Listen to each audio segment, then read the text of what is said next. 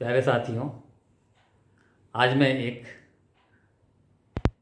रामायण का प्रसंग लेकर प्रस्तुत हूँ जो लंका कांड का है। रामचंद्र जी लंका पे विजय प्राप्त करने के लिए रामेश्वरम में शिवलिंग की स्थापना करते हैं, पूजा पूर्ण करते हैं। तभी जामवंत जी उनको सुझाव देते हैं, प्रभु आपकी पूजा तब तक पूरी नहीं समझी जाएगी जब तक कोई जानकार बहुत अच्छा पंडित इसको पूर्ण न करवाए। रामचंद्र जी अपना पूजा कर रहे हैं। अब रामचंद्र जी को की पूजा संपन्न कराने के लिए कोई बहुत अच्छा ही पंडित चाहिए जो महाज्ञानी हो। उस इलाके में उन्होंने पूछा जामवंत जी से कि इस इलाके में सबसे ज्ञानी पंडित, सबसे बड़ा शिवभक्त महापंडित कौन है। जामवंत जी कहते हैं कि इस इलाके में सबसे बड़ा और शिवभक्त और महापंडित, ज्ञानी पंडित एक रावण ही हैं। वही पूजा करवाएं तो आपकी पूजा अच्छी तरह संपन्न हो पाएगी। भगवान राम कहते हैं कि जामवंत जी आप जाइए और रावण से नहीं, महापंडित रावण से मेरी तरफ से हाथ जोड़कर अनुरोध करिए कि आपको मेरे प्रभु श्री राम ने रामेश्वर में बुलाया है, कृपया चलिए और शिव जी की स्थापना पूर्ण करवाइए। जामवंत जी ने कहा कि प्रभु रावण को पता है कि ये पूजा आप रावण के विनाश के लिए कर रहे हैं, तो वो अपना भला क्यों आएगा। तब रामचंद्र जी कहते हैं, जामवंत जी आपने रावण को पहचाना नहीं। वो लाख खराब हो लेकिन शिवभक्त है, महापंडित है और वो पूजा करवाने अवश्य आएंगे। आप जाके कहिए तो। अच्छा, हम लोगों की आम धारणा है जैसे रावण का नाम आता है तो जनरल पब्लिक उसको समझती है दुष्ट था, सीता को हर के ले गया, इतना अत्याचार किया। तो हम लोगों का परसेप्शन जो है उसके बारे में, रावण के बारे में यही है कि वो बहुत बड़ा दुष्ट है, लेकिन ऐसा नहीं था।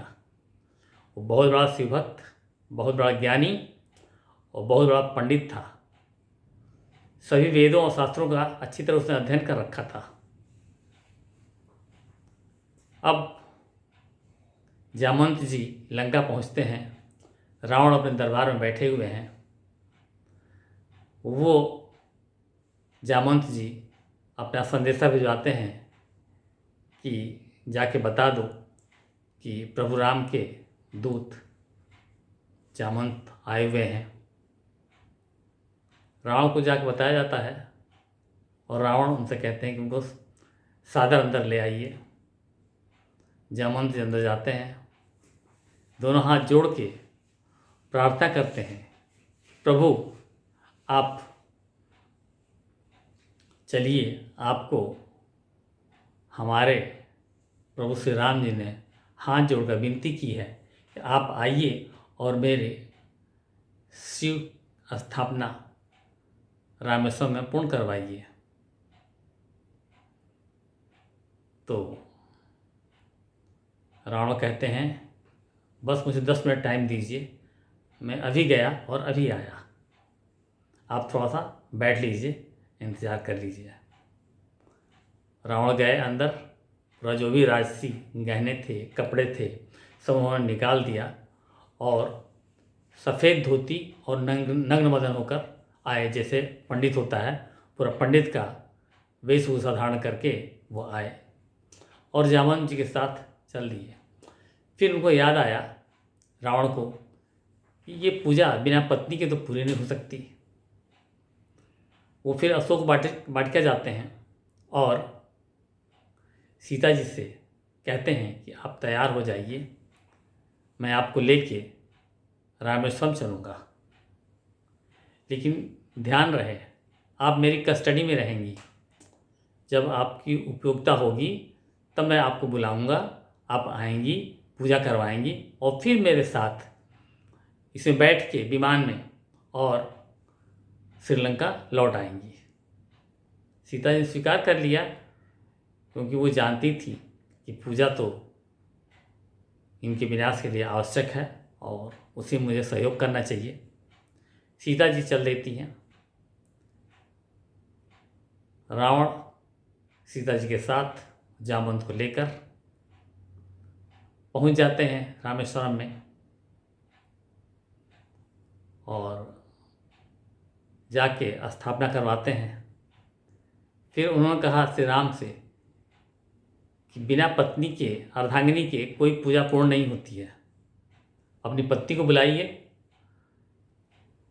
तो रामचंद्र जी हंसते हैं, मुस्कुराते हैं और कहते हैं कि पत्नी तो आपके कब्जे में है, मैं कहाँ से बुलाऊँ उनको।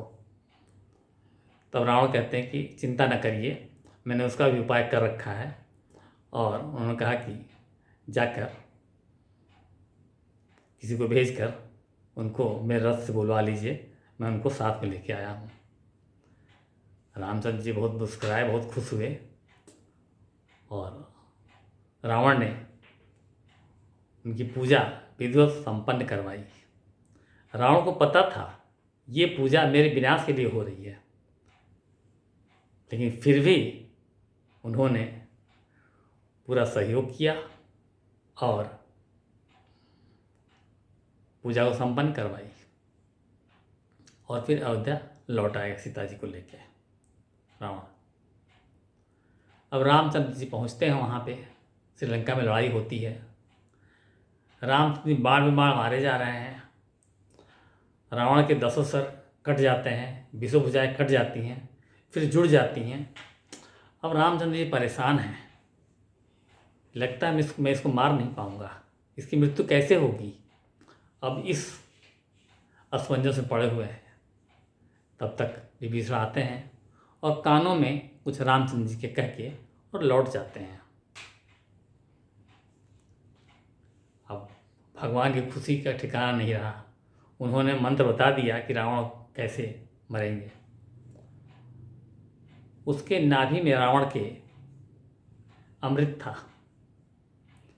जब तक अमृत रहेगा नाभि में तब तक उसकी मृत्यु असंभव है।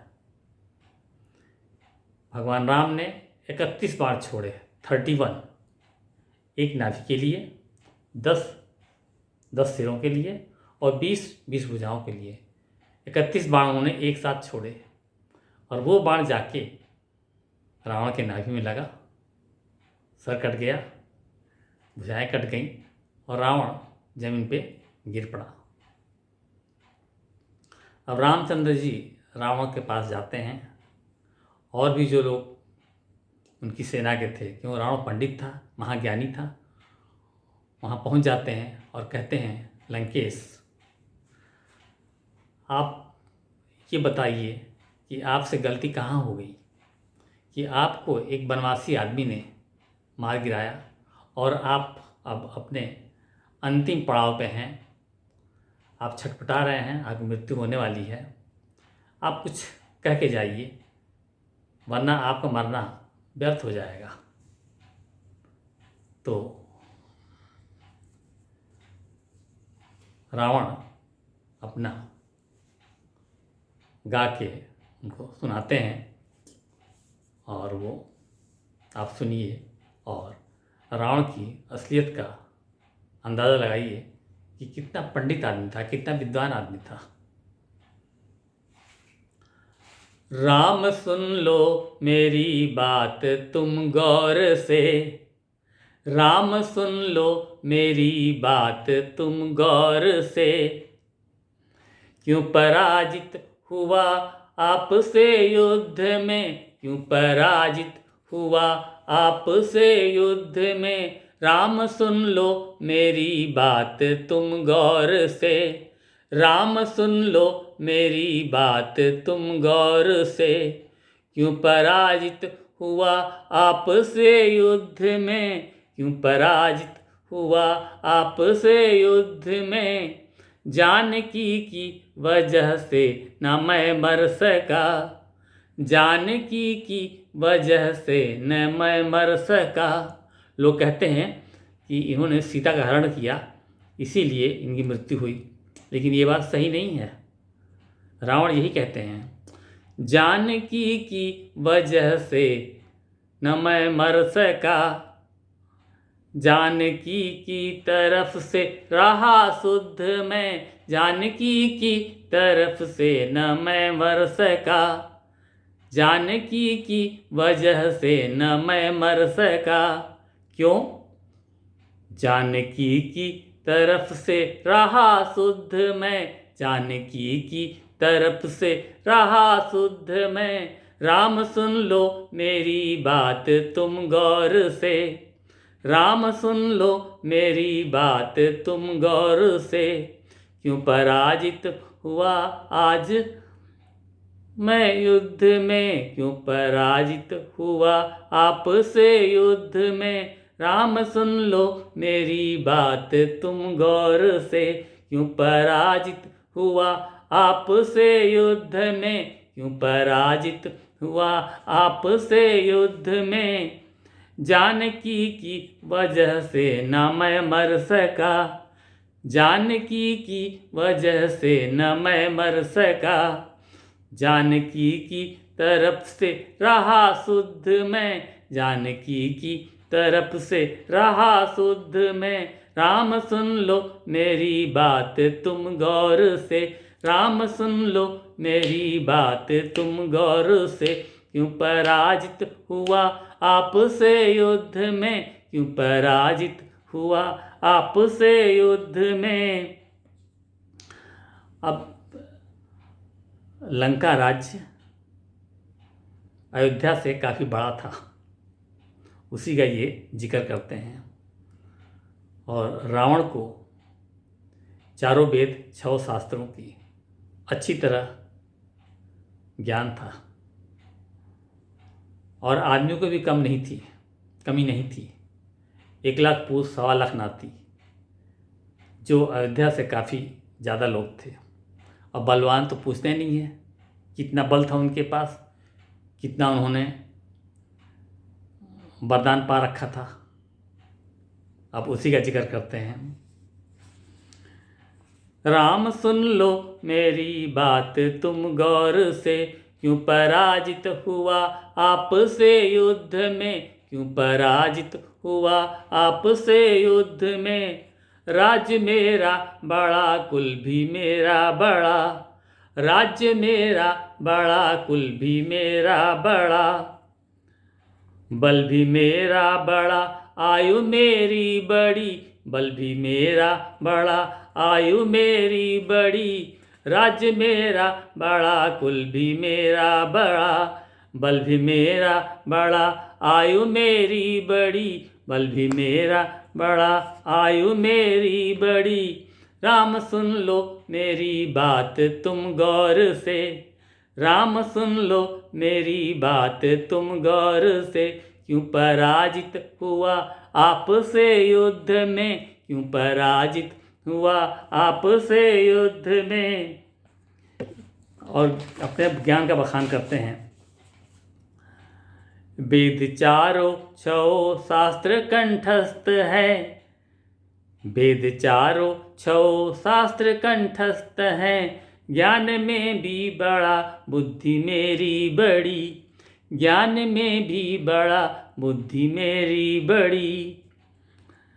राम सुन लो मेरी बात तुम गौर से, क्यों पराजित हुआ आज मैं युद्ध में, क्यों पराजित हुआ आपसे युद्ध में। अब रावण पूछते हैं कि भगवान राम आप कहाँ रहते हैं। उन्होंने कहा कि राम ने मुस्कुराते हुए कहा कि आपको पता है कि मैं अयोध्या में रहता हूँ। अयोध्या में कहाँ रहते हैं? अपने महल में रहता हूँ। महल किस चीज़ का बना हुआ है? तो राम जी बताते हैं कि अरे महल जैसे ईंटा पत्थर गारे का बना होता है, उसी से बना हुआ है। अच्छा, आपका महल ईंटे पत्थर और गारे का बना हुआ है, लेकिन मेरे रहने और सोने के स्वर्ण महल, मेरे रहने और सोने के स्वर्ण महल, है खजाना मेरा औध से भी बड़ा, है खजाना मेरा औध से भी बड़ा, मेरे रहने और सोने के स्वर्ण महल। मैंने ये स्वर्ण महल महादेव से प्राप्त किया था और खजाना कुबेर से प्राप्त किया था। उसी का जिक्र करते हैं, बताते हैं मैं कहाँ कहाँ आपसे बड़ा हूँ। मेरे रहने और सोने के स्वर्ण महल, मेरे रहने और सोने के स्वर्ण महल, है खजाना मेरा अवध से भी बड़ा, है खजाना मेरा अवध से भी बड़ा। राम सुन लो मेरी बात तुम गौर से, राम सुन लो मेरी बात तुम गौर से, क्यों पराजित हुआ आपसे युद्ध में, क्यों पराजित हुआ आपसे युद्ध में। देवता भी मेरे घर करे चाकरी, देवता भी मेरे घर करे चाकरी। जितने देवता हैं मुझे देख के इधर उधर भागे फिरते हैं। कुबेर भी मेरे घर पे आते हैं। इंद्र जो हमेशा गदा उठा के तैयार हो जाते हैं, वो भी हमको देखते हैं तो रास्ता बदल लेते हैं। तो मैं हर चीज़ में बड़ा हूँ आपसे। देवता भी मेरे घर करे चाकरी, देवता भी मेरे घर करे चाकरी, देव राहों को कर देता अरुद्ध में, देव राहों का कर देता अरुद्ध में, देव राहों को कर देता अरुद्ध में। राम सुन लो मेरी बात तुम गौर से, राम सुन लो मेरी बात तुम गौर से, क्यों पराजित हुआ आज मैं युद्ध में, क्यों पराजित हुआ आपसे युद्ध में। राम सुन लो मेरी बात तुम गौर से। अब रामचंद्र जी कहते हैं कि लंकेश, आपके पास ज़्यादा टाइम नहीं है, अब आप जल्दी से इसको अपनी बात को कंक्लूड करिए, क्योंकि आपका अंत समय आ चुका है, अब आप जाने वाले हैं। लेकिन मेरी विनती है कि आप कुछ संदेश दे के जाइए, वरना रावण का मरना व्यर्थ हो जाएगा। आप कुछ संदेश दीजिए कि आप कहाँ चूक हो गई आपसे कि आप मारे गए और आज इस समय अंतिम घड़ियाँ गिन रहे हैं। आप इसके बारे में कुछ कहिए। तो लंकेश कहते हैं कि मैंने क्या गलती की, बताते हैं। मैंने अपनों को ठुकरा के गलती करी, मैंने अपनों को ठुकरा के गलती करी, और आपने बावरा तुमने अपने लगाए गले, बावरा अपने तुमने लगाए गले। तुमने गिरे हुए नीच आदमियों को, दलितों को, केवट इत्यादि जो भी थे, सबरी, सबको आपने उठा के गले लगाया, और मैं हमेशा अपने आदमियों को ठुकराता रहा, उनको दूर भगाता रहा, उन पर हमेशा नाराज़ होता रहा। मेरी ये बहुत बड़ी गलती थी। मैंने अपनों को ठुकरा के गलती करी, मैंने अपनों को ठुकरा के गलती करी, बावरा तुमने अपने लगाए गले, बावरा तुमने अपने लगाए गले। राम सुन लो मेरी बात तुम गौर से, राम सुन लो मेरी बात तुम गौर से, क्यों पराजित हुआ आपसे युद्ध में, क्यों पराजित हुआ आपसे युद्ध में। अब सुनिए, जो असली बात है वो अब रावण जी कहते हैं।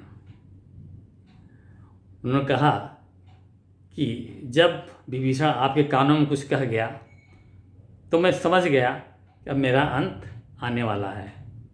घर का भेदी लंका ढाहे, बहुत प्रचलित है। मैं उसी समय समझ गया था अब प्रभु मेरा काम करने वाले हैं।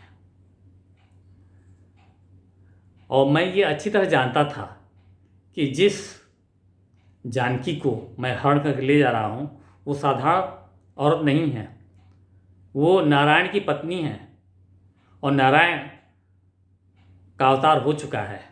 अब मेरा भी कल्याण होने वाला है।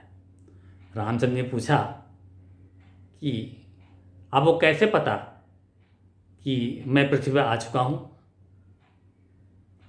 तब रावण ने बताया, ये बात मुझे ब्रह्मा जी ने बताई थी। जब हम जय विजय पूर्व जन्म थे और होते होते और कुंभकर्ण और रावण के रूप में सांप के द्वारा राक्षस हुए, तो मैंने ब्रह्मा जी से पूछा था मेरा उद्धार कैसे होगा। तो उन्होंने बोला था कि त्रेता युग में भगवान राम जन्म लेंगे और तुमको मारेंगे, तुम्हारा उद्धार करेंगे। तो हमने पूछा कि ये मुझे कैसे पता होगा कि भगवान राम पृथ्वी पर आ चुके हैं मेरे उद्धार के लिए। तब ब्रह्मा जी ने बताया था कि तुम्हारे 2 भाई और होंगे, खर और दूषण। जब उनको कोई बनवासी मार देगा और तुम्हें ये खबर पता चलेगी कि खर और दूषण मारे गए, तब तुम समझ लेना कि श्री राम जी का अवतार हो चुका है। इसलिए मैं जानता था जब सुपनखा मेरे पास आई रोते हुए, भैया 2 वनवासियों ने खर और दूषण का हत्या कर दी है, मार डाला है, तभी मैं खुशी से पागल हो गया था। मैं समझ गया था कि अब मेरा उद्धार होने वाला है। प्रभु राम आप पृथ्वी पर आ चुके हैं। तभी से मैं जानता था कि अब मेरा कल्याण होने वाला है। अब सुनिए मेरी मेन गलती कहाँ हुई। वो भरत तेरा भाई तेरे संग खड़ा, वो भरत तेरा भाई तेरे संग खड़ा, वो भरत तेरा भाई तेरे संग खड़ा।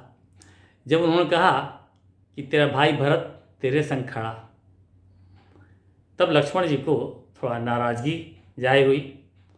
उन्होंने कहा, लंकेश आप जाति कर रहे हैं, भैया के साथ तो मैं हूँ, आप मेरा नाम ले ही नहीं रहे हैं और भरत भैया का गुणगान कर रहे हैं जो इनसे बहुत दूर हैं।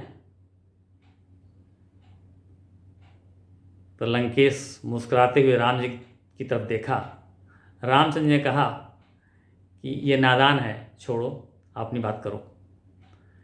तो लंकेश ने कहा कि नहीं नहीं, ये नादानी से पर्दा उठाना पड़ेगा। मुझे एक एक पल की खबर है कि भरत क्या कर रहे हैं और तुम क्या कर रहे हो। उन्होंने लक्ष्मण जी से कहा कि भरत जब से चरण पादुका लेके गए हैं तब से वो हमें गांव के बाहर ही सो रहे हैं। अयोध्या के बाहर उन्होंने कुटिया बना रखी है, उसी कुटिया में सो रहे हैं। ये जानते हुए कि मेरा भाई वन में है, मैं कैसे महल में रह सकता हूँ, इसलिए वो कुटिया में रह रहे हैं। और कुटिया में रहने के लिए भी उन्होंने अपना आसन जमीन पे नहीं बनाया है, 4 फीट गड्ढा खोदा है और उस 4 फीट गड्ढे के नीचे रह रहे हैं। क्यों? उनकी ये सोच है कि भगवान राम तो जमीन पे सो रहे हैं, तो मैं उनकी बराबरी कैसे कर सकता हूँ, मैं उनसे नीचे हूँ, इसलिए वो नीचे गड्ढे में रह रहे हैं। और आप तो हमेशा राम जी के साथ रह रहे हैं, तो कोई भी आदमी प्रभु के साथ रहते हुए टाइम काट सकता है, लेकिन वो बिना प्रभु के साथ ही अयोध्या में अकेले वनवासी वाला जीवन व्यतीत कर रहे हैं। और श्री रामचंद्र जी यही कहते हैं कि मेरे भाइयों में भरत जैसा भाई कोई नहीं है। अब लक्ष्मण जी की आंखें खुल जाती हैं। वो भाई, वो भरत तेरा भाई तेरे संग खड़ा, वो भरत तेरा भाई तेरे संग खड़ा, मेरा भाई खड़ा मेरे विरुद्ध में, मेरा भाई खड़ा मेरे विरुद्ध में। वो भरत तेरा भाई तेरे संग खड़ा, वो भरत तेरा भाई तेरे संग खड़ा, मेरा भाई खड़ा मेरे विरुद्ध में, मेरा भाई खड़ा मेरे विरुद्ध में। राम सुन लो मेरी बात तुम गौर से, राम सुन लो मेरी बात तुम गौर से। क्यों पराजित हुआ आपसे युद्ध में, क्यों पराजित हुआ आपसे युद्ध में, क्यों पराजित हुआ आपसे युद्ध में, क्यों पराजित हुआ आपसे युद्ध में। ये कहते कहते लंकेश ने प्राण त्याग दिए। महापंडित रावण का अंत हो गया। फिर भगवान राम ने उनके सर पे हाथ रखा और कहा, आप मेरे धाम को जाइए, आप उसी के अधिकारी हैं। क्योंकि सीता जीवित बची वो राम की पराक्रम था, और सीता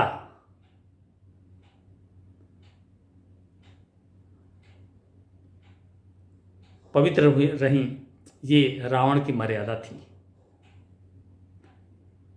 इस प्रसंग को सुनने के बाद यही लगता है रावण बहुत बलशाली, ज्ञानी और सब कुछ जानकार था। प्यारे दोस्तों, अगर ये मेरा वीडियो आपको पसंद आया हो तो लाइक करें, सब्सक्राइब करें और शेयर करें। Thanks for watching my video. धन्यवाद। सत श्री अकाल।